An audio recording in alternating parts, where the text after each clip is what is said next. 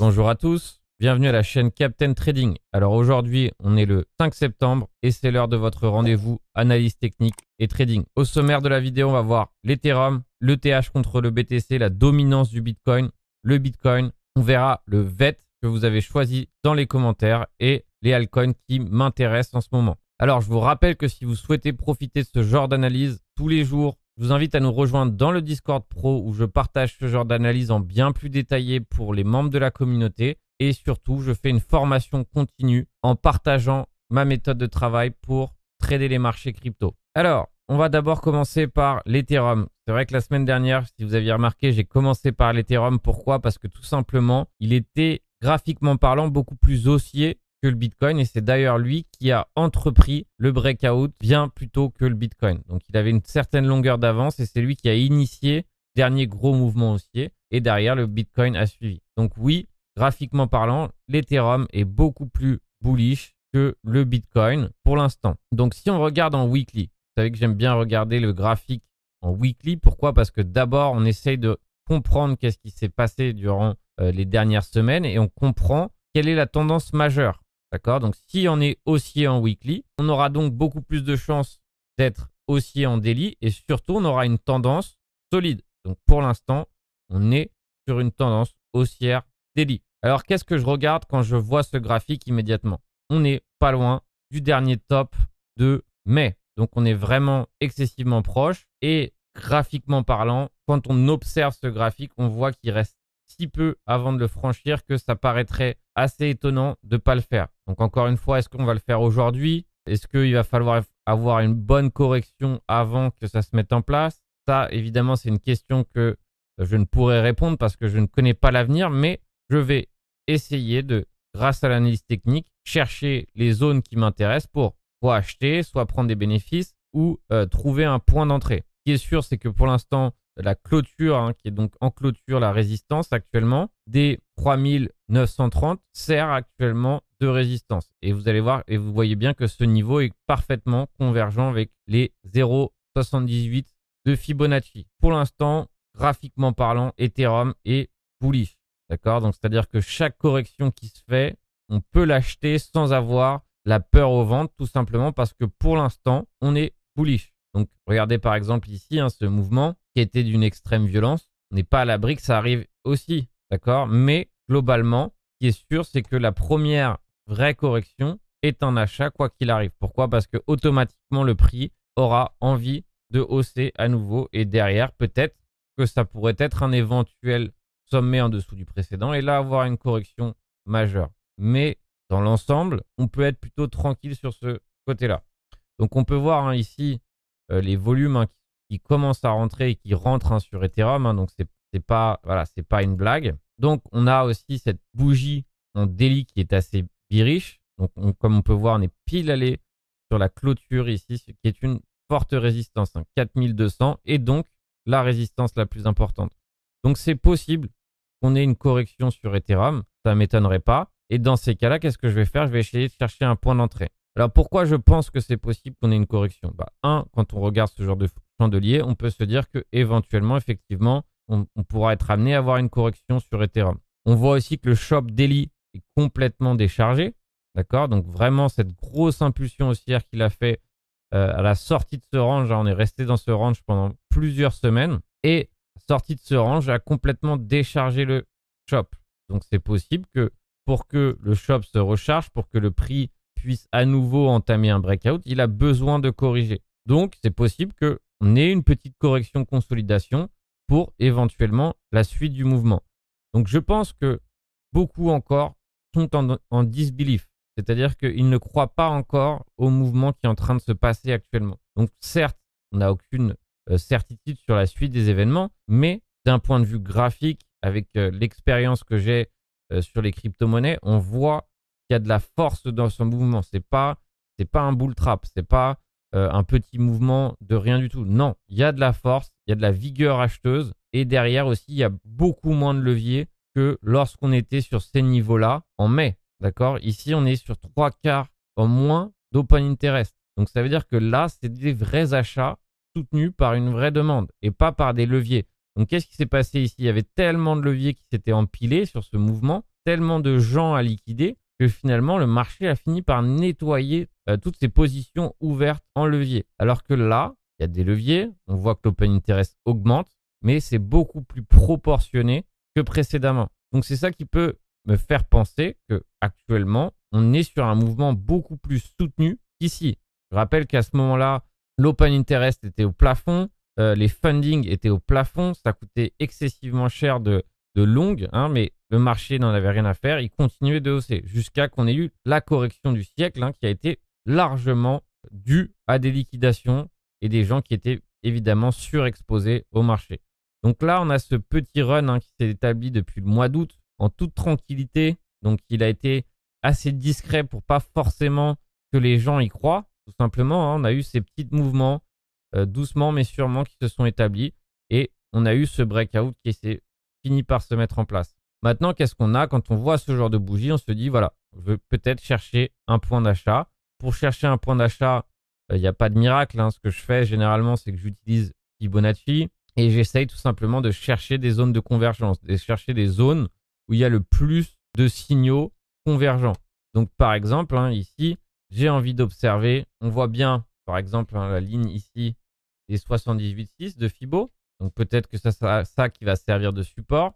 Ou peut-être que ça sera, on a là-dessous, ici, sous les 3700. Pourquoi? Parce qu'il doit y avoir pas mal de liquidités là-dessous. Ou tout simplement, hein, on arrive actuellement déjà, peu importe, on arrive à le faire tout de suite.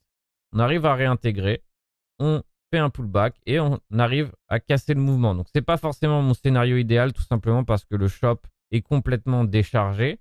Et donc, je m'attends plutôt à une correction plutôt qu'à un breakout imminent. D'accord? Pourquoi? On l'a vu ensemble, le shop est complètement déchargé. Donc, ensuite, si les deux premiers scénarios ne sont pas valables, on va tout simplement attendre une correction plus importante et peut-être essayer, par exemple, d'acheter ici le retest du breakout. Ça arrive très souvent, c'est possible qu'on ait un retest du breakout. La seule chose, c'est que la majorité des investisseurs pensent qu'on n'ira pas revisiter certains niveaux et finalement, il suffit d'une bad news, le sentiment du marché qui redevient négatif pour aller chercher le retest, sauf que derrière, la correction est si violente que la majorité des investisseurs n'osent même pas acheter le retest. Sauf que finalement, en fait, c'était un moment, une opportunité pour acheter et derrière, on retente un nouveau sommet. C'est évidemment une possibilité. Je ne dis pas que c'est sûr, mais c'est vrai que ça se passe très souvent comme ça. Dès que le marché monte, on entend partout sur les réseaux, oui, j'attends la correction, j'attends qu'il y ait pour racheter le dip. Et dès que finalement ça corrige violemment, la majorité des investisseurs ont peur d'acheter et derrière, ils loupent l'opportunité qui était offerte par le marché. Alors maintenant, on va voir l'ETH-BTC. Beaucoup ne comprennent pas encore l'importance du graphique de l'ETH-BTC. En fait, c'est simple. Donc, c'était vraiment quelque chose qu'on utilisait beaucoup en 2017 pour valoriser l'Ethereum contre le Bitcoin. Je vous rappelle que la plupart de nos analyses actuellement sont en X contre l'USD. Pourquoi? Parce que l'USD ou l'euro est évidemment un dénominateur qui nous parle. D'accord? Quand on parle en euros, on comprend exactement qu'est-ce que ça représente. Lorsqu'on parle contre le Bitcoin, c'est plus difficile de mentalement imaginer ce que ça représente. Mais lorsqu'on établit ce genre de graphique, lorsqu'on regarde ce genre de graphique, c'est pour mesurer la force d'Ethereum contre le Bitcoin. Donc généralement, un graphique haussier sur l'Ethereum contre le Bitcoin montre que l'Ethereum est bien plus fort que le Bitcoin à ce moment. D'accord? Donc ça veut dire que dès que, par exemple, ce graphique devient baissier, c'est Bitcoin qui redomine, etc., etc.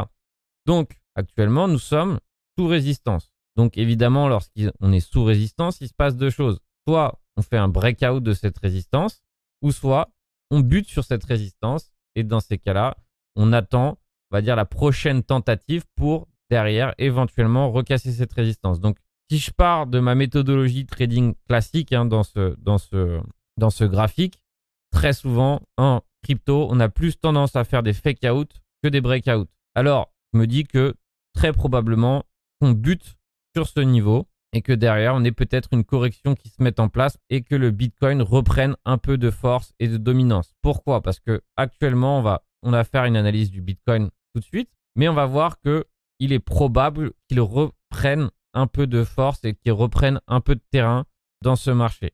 Donc, pour l'instant, qu'est-ce qu'on a, hein? Si on regarde, on a une tasse avec une anse géante. Donc, forcément, si vraiment cette droite ici casse les 0,08, vaut mieux, on va dire, pondérer son porte-monnaie long terme différemment, en ayant plus d'Ethereum, jusqu'à que, évidemment, ce graphique consolide et baisse. Mais c'est vrai que on se sert de ce graphique pour savoir si on doit avoir plus de Bitcoin ou d'Ethereum dans son porte-monnaie crypto. Donc, c'est une façon d'interpréter aussi ce graphique. Donc, on va voir ce qui va se passer. Mais c'est vrai que lorsqu'on observe ce graphique et qu'on observe la résilience de ce graphique, on voit bien que Ethereum est en train de prendre du terrain et beaucoup de terrain. D'accord? Et si vraiment les 0,08 sont franchis à la hausse avec vigueur, hein, ça c'est pas un fake out, c'est pas une réintégration, on pouvait voir vraiment un prix d'Ethereum exploser face à celui du Bitcoin. Donc ça, c'est ce que nous raconte ce graphique. Donc forcément, lorsque Ethereum est en forme, les altcoins sont aussi en forme. Donc ça, c'est ce que nous offre l'analyse de l'ETH contre le BTC. Donc on voit que pour l'instant, la force est là et que vraiment, ici, on voit encore une nouvelle tête-épaule, ou peu importe, hein, je ne suis pas très chartiste, mais voilà, on voit bien ce pattern d'accumulation-consolidation. Donc c'est possible qu'on ait un petit fake-out, j'en douterai pas, le temps que Ethereum consolide, hein, le temps qu'il reprenne de la force pour éventuellement établir son breakout. Mais si vraiment on arrive à franchir l'all-time high sur Ethereum, soit évidemment ça passe, soit ça casse, et dans ces cas-là, c'est un fake-out. Mais lorsque un all-time high est franchi vigoureusement sans fake-out, ça donne lieu généralement à une belle FOMO acheteuse et un beau nouveau mouvement haussier. Alors maintenant, on va regarder Bitcoin, évidemment. On ne va pas faire une analyse de marché sans regarder le Bitcoin, hein. Pour moi, c'est toujours lui, peu importe si Ethereum est plus fort, qui a une importance majeure sur ce marché, tout simplement parce que généralement, si le Bitcoin corrige violemment, le reste du marché, généralement, en prend un coup, surtout si la correction est violente. Alors, c'est pareil ici, hein. Beaucoup n'y croyaient pas trop, ça fait longtemps qu'ils n'y croyaient pas, on parlait de Dead Cat Bounce, donc il fallait évidemment avoir de la conviction pour pouvoir acheter, il fallait aussi se servir, hein, c'est important, surtout ceux qui sont rentrés ici à 27 000 ou qui sont rentrés sur cette zone, il faut aussi savoir prendre ses bénéfices tout simplement pour la simple et bonne raison qu'on ne sait jamais ce qui va se passer demain. On n'est jamais au courant de la suite des événements. On fait juste des déductions, on fait juste des analyses qui parfois ne sont pas correctes. Et dans ces cas-là, il faut savoir réagir, il faut savoir se dire, OK, si j'ai acheté ici, au moins je me suis payé et si vraiment le prix retourne à ce niveau-là, je ne suis pas reparti bredouille. C'est très important. Donc, à l'heure actuelle, on ne peut pas s'en vouloir d'avoir pris des bénéfices, tout simplement parce qu'on ne pouvait pas savoir qu'il y aurait autant de vigueur acheteuse. Donc, pour l'instant, si on observe ce graphique, il y a de la force et il y a un vrai engouement derrière ces achats. D'accord? Ce n'est pas une blague. Ce mouvement haussier est un mouvement haussier qui est de la même façon qu'il a été pour Ethereum, qui est conduit par des vrais achats. D'accord? On voit que le supply sur les exchanges est maintenant sur des niveaux extrêmement bas. Donc, il y a de moins en moins de Bitcoin disponibles sur les exchanges, ce qui veut dire qu'il y a vraiment une accumulation qui est en train de se faire sur les Bitcoins. Encore une fois, beaucoup moins de levier sur ce mouvement. Donc, un mouvement beaucoup plus soutenu par de la vraie demande. Et on est sur un funding qui est 3 fois ou 4 fois moins important que quand on était sur ce genre de niveau en mai. Donc, tout ça, c'est extrêmement positif. Donc, maintenant, qu'est-ce qu'on regarde? On regarde d'abord la bougie de la semaine. Donc, on voit que c'est une bougie assez intéressante avec un tweezer bottom qui s'est fait ici sur les 0,5 de Fibo. Donc, on va laisser la bougie terminer ce soir, voir comment elle se termine. Mais bon, on voit que c'est quand même une bougie assez bullish pour l'instant et pas forcément une bougie qui nous laisse penser à un retournement imminent. Donc, la seule chose qui est importante qu'il faut surveiller de près, c'est ce Shop Index qui est chargé à fond. Vous savez bien, lorsque le Shop est chargé à fond, on a un mouvement important qui se met en place de façon imminente. Donc, ça a été le cas pour Ethereum, hein. Ethereum a consumé l'intégralité de son shop en faisant son mouvement de plusieurs milliers de dollars. Donc, autour maintenant de Bitcoin, hein, de nous montrer ce qu'il a et tout simplement de nous indiquer s'il va utiliser ce shop à la baisse ou à la hausse. Donc, pour l'instant, ce qui me dérange un peu, c'est cette consolidation sous un sommet. J'aime pas trop, dans le sens où parfois, ça peut être un signal baissier. Et si c'est le cas, il faut tout simplement chercher un point d'entrée dans l'optique de finalement casser ce niveau. Donc, encore une fois, on peut voir que le Bitcoin est en retard par rapport à Ethereum, hein, qui a déjà établi son breakout. Donc, on peut se dire que finalement, ce shop ici va être utile pour franchir ce dernier sommet et donc aller chercher, hein, on va dire, des nouveaux points de résistance. Donc pour moi, la prochaine grosse résistance, hein, auquel Bitcoin fait face, c'est vraiment les 56 000 $. Et évidemment, ici, la résistance des 60 000 $. Alors, je ne serais pas contre, hein, qu'on ait une petite consolidation qui se mette en place avant d'éventuellement avoir ce breakout haussier. Donc, je vous rappelle qu'on va avoir un gap CME haussier pour une fois. Donc, le CME a clôturé autour des 50 200. Donc, petit gap haussier qui va se mettre en place aujourd'hui. Sauf si on continue d'augmenter, évidemment. Donc, tout ça, ça m'intéresse. La seule chose qui me déplaît, finalement, c'est ce genre de structure un peu qui ressemble à un petit top. Donc, je ne serais pas contre, hein, venir gratter de la liquidité avant d'éventuellement établir ce breakout. Mais pour l'instant, je suis assez optimiste quant à l'évolution du Bitcoin dans les prochaines semaines. Je vous rappelle que c'est l'euphorie du côté des marchés traditionnels, où on a aussi un marché haussier dans la finance traditionnelle.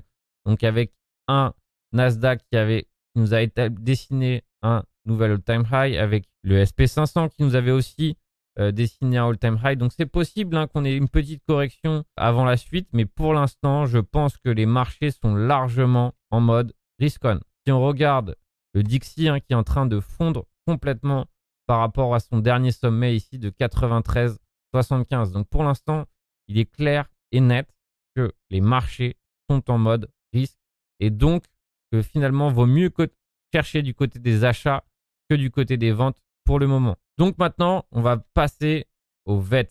Chaque semaine, je vous invite à mettre une crypto dans les commentaires et celle qui a le plus de commentaires, c'est celle que je choisis. Alors, cette semaine, vous avez choisi le VET. On va d'abord partir du weekly comme j'ai pour habitude. Et si on prend Fibonacci de l'ensemble du dernier mouvement baissier, donc je pars du haut du mouvement baissier vers le bas du mouvement baissier, et on voit qu'on est pile poil sur les 38,2 ici et qu'on est en train de buter sur ce niveau. Donc on voit aussi que le prix est venu gratter la liquidité de ce niveau. Donc c'est-à-dire que tous ces gens qui étaient pressés de revendre, hein, leur VET tout simplement parce qu'ils ont dû acheter le top ici, le 31 mai, les ont vendus. Donc petit à petit, on est en train d'épuiser la liquidité qui se trouve sur ce niveau. Mais graphiquement parlant, c'est certainement pas un lieu que j'ai envie d'acheter. Je serais beaucoup plus partisan d'attendre une correction et on irait éventuellement aller chercher ici les 0,11 centimes. Mais vraiment, acheter sous résistance ce genre de configuration n'est vraiment pas ce qui m'intéresse. Tout simplement parce qu'il y a beaucoup de gens qui cherchent à vendre ici. Donc, il y a l'offre qui est certainement excessivement disponible sur ce niveau. Donc, encore une fois, hein, je préfère largement laisser le mouvement faire un breakout, hein, laisser l'offre s'épuiser pour derrière acheter un pullback si nécessaire et continuer la suite. Mais là, acheter tel que c'est actuellement, ça m'intéresse absolument pas et c'est pas du tout un graphique qui structurellement parlant m'intéresse. Dans ces cas-là, qu'est-ce que je fais? J'attends tout simplement, patiemment, un point d'entrée. Donc ce point d'entrée peut se faire sur les 38,2 de Fibo, hein, si on voit ici, on voit que c'est une zone intéressante. Et encore mieux, ça serait qu'on vienne gratter la liquidité qui se trouve là-dessous, hein, qu'on fasse peur à une majorité, que derrière, on puisse acheter éventuellement les 0,5 de Fibo. Et là, derrière, j'ai un trade qui m'intéresse beaucoup plus qu'acheter actuellement cette résistance sur le VET. Donc, pour ma part, pas forcément très intéressant de me positionner sur le VET pour l'instant. Alors maintenant, je vais parler de deux coins qui m'intéressent. Alors, c'est deux coins qui viennent juste d'être listés. Donc, c'est l'Atlas et le Polis. D'accord? Donc, ces coins se trouvent actuellement sur FTX. Je vous rappelle que si vous souscrivez avec mon lien d'affiliation, vous allez avoir une ristourne sur vos frais de 5% à vie. C'est mon exchange numéro 1. Donc, tout ce que je fais se trouve sur FTX. Je vous rappelle que si vous avez 25 FTT, vos frais de trading sont gratuits. Le coin qui m'intéresse cette semaine, c'est vraiment Atlas. Tout simplement parce que vraiment, c'est là où se trouve actuellement la hype et c'est vraiment ce qui marche en ce moment. C'est le play to earn et ce coin fait beaucoup de bruit. Donc derrière, je pense fondamentalement, il est aussi intéressant. Mais vraiment, c'est un des seuls coins que j'ai vu en IDO partir aussi violemment. Donc pour l'instant, on voit qu'on est en train de consolider ici. On a trouvé un point de support pour l'instant sur les 22 centimes et évidemment les 20 centimes. Donc c'est vraiment actuellement le support sur lequel on se trouve. Mais si on a une correction, j'hésiterai absolument pas à l'acheter. Et c'est vraiment le genre de coin sur lequel j'ai envie d'établir un DCA et vraiment oublier mon porte-monnaie pendant ce DCA. C'est vraiment un coin où je pense que le potentiel est encore énorme, simplement parce que si on regarde le Axe, hein, c'est vraiment, on va dire pour moi, ce genre de concurrent qu'on doit regarder. Et ça vaut la peine de vraiment faire un DCA et oublier son porte-monnaie pendant un certain temps et laisser le coin évoluer. Donc c'est pareil pour le Police, donc qui appartiennent aussi à ce projet. Je me suis rarement précipité à l'achat sur un IDO, mais lorsque j'ai vu cet engouement, je me suis précipité et j'ai acheté le pullback ici à 7,82.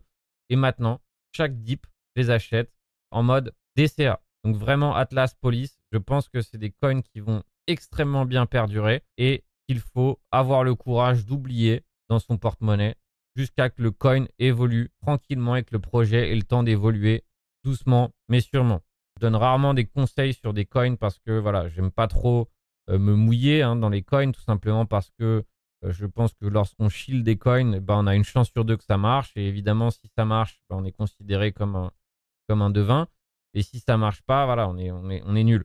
Mais c'est vrai que lorsque je comprends, on va dire, le projet, lorsque je comprends la demande qu'il peut y avoir sur le projet, lorsque j'ai confiance en ceux qui ont apporté le projet, derrière, je suis généralement, on va dire, beaucoup plus flexible là-dessus. Et c'est pour ça que je me permets tout simplement de vous introduire le Atlas et le Police qui viennent tout juste de sortir. Donc c'est possible qu'on ait une hype qui s'éteigne petit à petit. Et dans ces cas-là, très bien, ça sera pour nous l'occasion de renforcer nos bagues pendant que d'autres paniquent. Mais voilà, c'est vraiment les deux coins qui m'intéressent, qui sont à l'heure actuelle disponibles sur FTX et qu'en plus on peut farmer, stacker, etc., etc. Donc vraiment des coins intéressants sur lesquels je suis actuellement en train de m'exposer.